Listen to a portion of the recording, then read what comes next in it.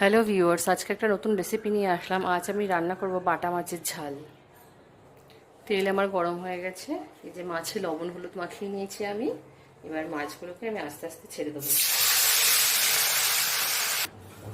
দেখুন মাছ আমার ভাজা হয়ে গেছে। এরপর আমি এতে দেবো কালো জিরে আর লঙ্কা, কাঁচা লঙ্কা।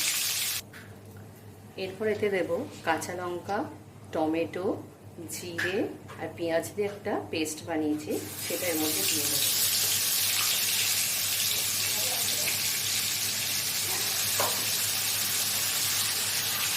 এরপর এতে দেবো একটু লবণ,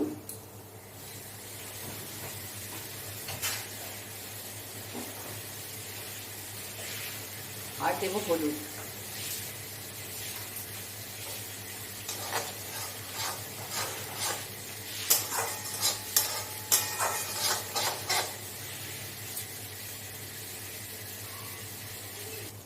দেখুন মশলাটা আমার কষানো হয়ে গেছে, মশলা থেকে তেল ছেড়ে দিয়েছে। এরপর আমি এতে জল দিয়ে দেবো।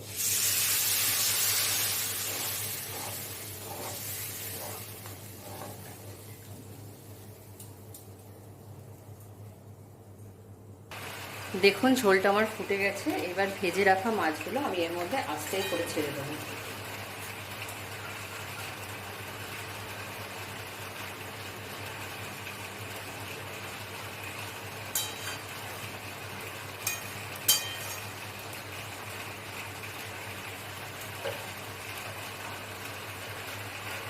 দেখুন বাটা মাছের ঝাল আমার রেডি।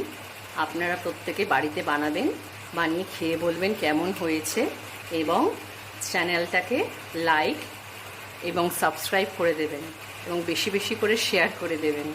আমি আমার ব্লগ আজকে এখানেই শেষ করলাম।